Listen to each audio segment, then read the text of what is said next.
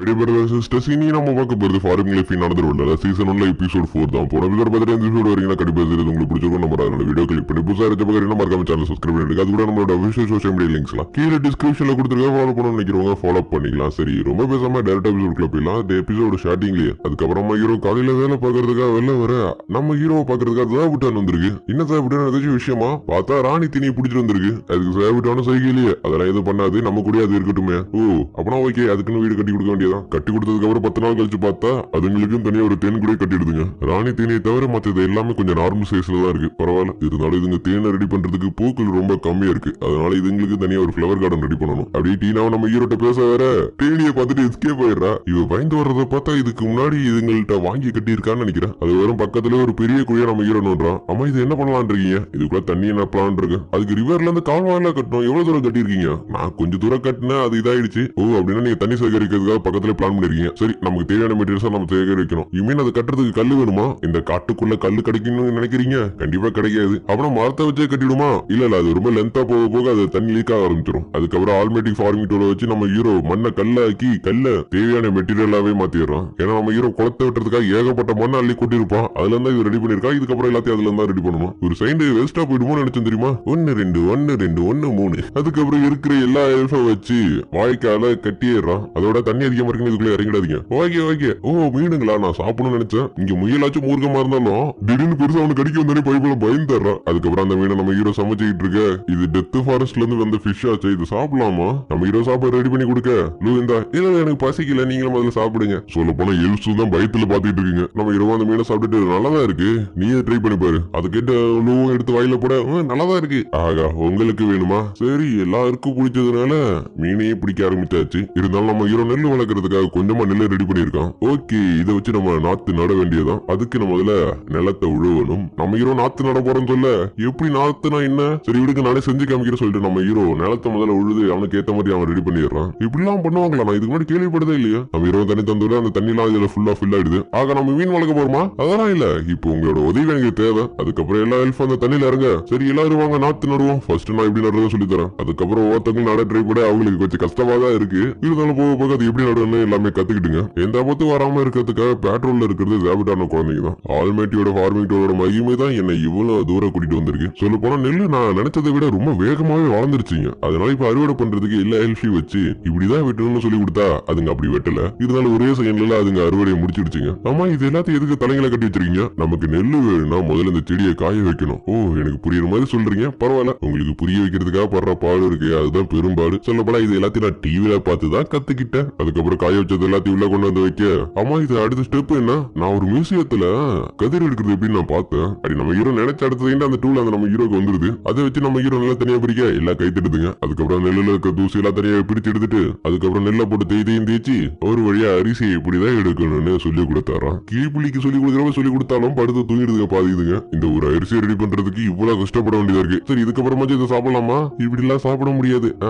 எப்ப சாப்பிடறதான்? அதுக்கப்புறம் நம்ம ஹீரோ அந்த அரிசியை சமைக்க இது எப்படி சமைக்கணும்னு சொல்லி கொடுக்குறான். இருந்தாலும் இது கேட்டதுங்களுக்கு ஒன்னும் தெரியல. உன்னோட மேஜைக்கு வச்சு இதை பத்த வைக்க முடியுமா? கண்டிப்பா சொல்லிட்டு பயங்கரமான ரியாக்ஷன் கொடுக்க நம்ம ஹீரோ பார்த்து பயந்துறான். நீ இப்படி எல்லாம் பட தேவையில்ல, நீ லைட்டா அந்த விறகு மட்டும் பத்த வச்சா போதும். அதுக்கு எனக்கு ரொம்ப போர் அடிக்கும் சொல்லிட்டு அந்த அடுப்பை பத்த வைக்கிறான். இருந்தாலும் எல்லா ஹெல்ப்பும் ஒளிஞ்சுக்கிட்டே இவர் என்ன சமைக்க போறான்னு பாத்துக்கிட்டு இருக்குங்க. நம்ம ஹீரோ ஒரு வழியா சமைச்சு முடிக்க இப்பயாச்சும் சாப்பிடலாமா? இன்னும் வேலை முடியல. அது கேட்டது லோவோட ரியாக்ஷனே வருது. அதுக்கப்புறம் நம்ம ஹீரோ அதை உருண்டை பிடிச்சு வைக்க இந்த ஒரே ஒரு உருண்டைக்காக நம்ம எவ்வளவு கஷ்டப்பட வேண்டியதா இருக்கு. கஷ்டப்படாம எதுவுமே கிடைக்காது. முதல்ல அதை சாப்பிட்டு பாரு. ஆமாமா முதல்ல சாப்பிட்டு பாரு லூ. என்ன மாட்டி விட்டு இல்லட்டினா சரின்னு சொல்லிட்டு வாயில எடுத்து வைக்க லூக்கு அது ரொம்ப பிடிச்சு போயிடுது. ஆகா இதுக்குள்ள மீனையும் வச்சிருக்கீங்களா? ஆமா அப்பதான் அதோட டேஸ்டே தனியா இருக்கும். நம்ம எல்லாரும் கஷ்டப்படுறதுக்கான பலன் ஒரு வழியா கிடைச்சிடுச்சு. ஓகே நானும் எங்கடா இருந்ததை காணும். எங்கடா திரும்பி பார்த்தா இதுக்கெல்லாம் ரெண்டு எடுத்து வச்சிருக்கீங்க. இந்த ஒரு பருக்கைதான் சாப்பிட்டாலும் போல இருக்கு. சரி இதுக்கப்புறம் அடுத்த கொஞ்சம் அதிகமாவே வேலையை வைப்போம். அதுக்கப்புறம் நாத்து ரெடி பண்ணிட்டு நம்ம ஹீரோ மறுபடியும் நாத்து நட ஒரு வழியா வேலை முடிஞ்சிச்சு. சரின்னு சொல்லிட்டு அந்த ஹெல்ப் எல்லாம் அதுங்களோட பவரை வச்சு அதுங்க ரெஃப்ரெஷ் பண்ணிக்குதுங்க. நம்ம ஹீரோ அதை பார்த்துட்டு மேஜிக் இருக்கிறனால எந்த கவலையும் இல்ல அதுங்களுக்கு. ஆனா எப்படி இருந்தாலும் நான் குளிச்சுதான் ஆகணும். அதுக்கப்புறம் நம்ம ஹீரோ குளியலறை எப்படி கட்டுவது என்பதை தெளிவாக விளக்க. அப்பனா இத்தனை நீங்க குளிக்காமலியா இருக்கீங்க, மானத்தை வாங்காத. இப்படிதான் பார்த்து கட்டணும். சூடான தண்ணி உள்ள வரும், சூடு இல்லாத தண்ணி வெளில போகணும். ஓகே, அது மட்டும் இல்லாம ட்ரெஸ் துவைக்கிறதுக்கும் ட்ரெஸ் எடுத்து வைக்கிறதுக்கும் இதெல்லாம் இருக்கணும். ஆனா நாங்க எல்லாருமே ஜில்லின்னு இருக்கிற தண்ணியில குளிப்போம். விண்டர்ல ஃப்ரீஸ் ஆகணும்னு ஆசை இருக்கா உங்களுக்கு? அதனால சொல்றது கேள்வி. குளிச்ச கூட தங்க போல தாகன்னு மின்னு உடம்புலாம் அடின்னு வாய்க்கிறதெல்லாம் ஹீரோ அடிச்சு விட அதுங்களும் கட்டி தரேன்னு சொல்லிடுதுங்க. அதுக்கப்புறம் பாத் டப்ல இருந்து எல்லாத்தையும் ஒன்னொன்னா ரெடி பண்ண நான் பாக்குறதுக்கு இது எல்லாமே நல்லா தான் இருக்கு. இப்படிதான் வேஸ்டா போற தண்ணி எல்லாம் ஆத்துல வர்ற மாதிரி தான் இருக்கும். வேணா ஒரு ஐடியா, நம்ம ஸ்லைம் யூஸ் பண்ணக்கூடாது. ஸ்லைமா? ஆமா, ஸ்லைம்லாம் வேஸ்டாலாம் ரொம்ப சூப்பரா சுத்தம் பண்ணிடும். ஆனா எனக்கு தெரிஞ்ச வரை அட்வென்ச்சர்ஸ்க்குலாம் ரொம்ப ஆபத்தானது ஸ்லைம் தானே. அது அப்படி இல்ல. அதுக்கப்புறம் பறந்து போய் ஸ்லைம் எடுத்துட்டு வர, ஓ இதான் ஸ்லீமா, நீங்க சாப்பிடுவீங்களா? எங்களுக்கு அது பிடிக்காது. அதுக்கப்புறம் ஸ்லீம் சுத்தம் பண்றதுக்கான ஒரு இடத்த போட வேணா டாய்லெட்லயே வச்சிருமா, அது அங்க சுத்தம் பண்ணிடும். அப்படின்னா அங்க வைக்கிற அளவுக்கு உங்களுக்கு தைரியம் இருக்கா? ஒரு வழியா தண்ணி பிரச்சனையும் முடிஞ்சு, அது வரையும் சந்தோஷம் அப்படின்னு யோசிக்கிறப்பதான் நம்ம ஹீரோக்கு மஷ்ரூம் கண்ணில் படுது. சில மஷ்ரூம்ஸ் இருக்கு, ஆனா அது கொஞ்சம் டேஞ்சரானது. அதனால வேற ஏதாச்சும் ஒரு ஐடியா ட்ரை பண்ணுவோம் அப்படின்னு யோசிக்கிறப்பதான் மத்தவங்களுக்கு இதை பத்தி தெரிஞ்சிருக்குமே, ஏன்னா இதெல்லாம் முன்னாடி பாத்துருப்பாங்க. அதுக்கப்புறம் நம்ம ஹீரோ ஆல்மெடி டூல வச்சு இந்த மஷ்ரூம் வேணும்னு பழம் ஆரம்பிச்சாரா. அதுக்கப்புறம் ஈவினிங் ஐடியா நம்ம ஹீரோ இன்ஸ்ட்ரக்ஷன் கொடுக்கலாம், இப்படிதான் குளிக்கணும்னு. சொல்றத விட நீங்க செஞ்சு காமிச்சீங்கன்னா எங்களுக்கு நல்லா புரிஞ்சுக்கிறது ஈஸியா இருக்கும். சரின்னு சொல்லி நம்ம ஹீரோவும் அது என்னென்ன பண்ணுங்கிறத டீட்டெயிலா செஞ்சே காமிக்கிறான். தண்ணி ஊத்தணும், தேய்க்கணும், அதுக்கப்புறம் சுடு தண்ணியில உட்காரணும். சொர்க்கத்தை பார்த்த மாதிரி இருக்கு. நான் ஹாஸ்பிட்டல் இருக்கும்போது இதெல்லாம் நான் கொஞ்சம் கூட அனுபவிச்சது கிடையாது. சரி, நான் முடிச்சதுக்கு அப்புறம் அப்படி சொல்றதுக்குள்ள எல்லாம் குளிக்க ஆரம்பிச்சிருதுங்க. நான் குளிச்சு முடிச்சுட்டு போயிடுறேன். ஏன்னா இங்க இருக்கிற எல்லாமே பரவாயில்ல, இனிமே மறுபடியும் தண்ணியை ஹீட் ஆகுறது ரொம்ப டைம் எடுக்கும். அதனால எல்லாரும் ஒன்னாவே குளிச்சிடலாம். அதுக்கிட்ட நம்ம ஹீரோ மனசுக்குள்ள ஆரம்பிச்ச கொஞ்சம் இருந்தா நான் நிம்மதியா இருந்தேன். அது உங்களுக்கு பொறுக்கலையா? அப்புறம் நீங்க கிளம்ப போறீங்களா? ஆசைய பாரு. அதுக்கப்புறம் கொஞ்ச நாள் கழிச்சு பார்த்தா நம்ம ஹீரோ எதிர்பார்த்த மாதிரியே காலெல்லாம் வளர்ந்துருது. ஆகா, நான் எதிர்பார்த்தபடியே எல்லாம் வந்துருச்சு. அதுக்கப்புறம் குரோவும் மத்ததுங்களும் இன்னும் 5 எல்ஃப கூட்டிட்டு வந்துச்சுங்க. அந்த பொண்ணுங்க எல்லாம் லாலி ஆரம்பிக்க, ஓ லா ஃபேமிலியோ, சரி இவங்களும் நம்ம கூட இருக்கட்டுமே. ஏன்னா ஒரு காலத்துல இவங்களும் எங்க கூட தான் இருந்தவங்க. சரி, உங்களுக்கு எத்தனை வயசு ஆகுது? எனக்கு 200க்கு மேல இருக்கும். என்னடா அசால்ட்டா பின்னாடி சைப்பரை சேர்க்கிறீங்க? இதுக்கப்புறம் நீங்க எங்க கூட இருக்கலாம், ஆனா வீடுதான் பத்தாதுன்னு நினைக்கிறேன். அப்பனா இவங்களுக்கு தனியா வீடு கட்டி கொடுத்துருமே. ஆமா, வர நிறைய பேர் வந்துட்டு இருக்காங்க, அவங்களுக்கு தனியா வீடு கட்டி கொடுக்கணும். கவலைப்படாதீங்க, நாங்களும் அதுக்காக நிறைய உதவி செய்யறோம். கேட்டீங்களா, நமக்குன்னு தங்கறதுக்கு இடம் கிடைச்சு, இனிமே நம்மளோட இனத்தை பெருக்க வேண்டியது மட்டும் தான் மிச்சம். அது கேட்டு நம்ம ஹீரோக்கு லைட்டா பயம் இருக்கதான் செய்யுது. ஏன்னா பையப்பட ஒண்டி கட்டியா இருக்கா, ஏதாச்சும் நடந்துச்சுன்னா காப்பாத்துறதுக்கு கூட யாரும் இல்ல. இப்ப குரோட கண்ணோட்டத்துல என்னோட பேரு குரு. மாஸ்டர் ஸ்டார்டிங்ல ஒண்டி கட்டியா தான் இருந்தாரு. ஆனா போக போக நிறைய பொண்ணுங்க வர ஆரம்பிச்சாங்க. நான் மாஸ்டர் பாக்குறதுக்கு முன்னாடி வரைக்கும் எனக்குன்னு ஒரு பேர் கிடையாது. நான் பிறந்ததுல இருந்து இந்த காட்டுக்குள்ள நான் தனியா தான் வாழ்ந்து வந்தேன். எந்த உல்ஃபா இருந்தாலும் நான் அதை ஈஸியா தோக்கடிச்சிருவேன். ஆனா ஒரு நாள் அவளை மீட் பண்ண,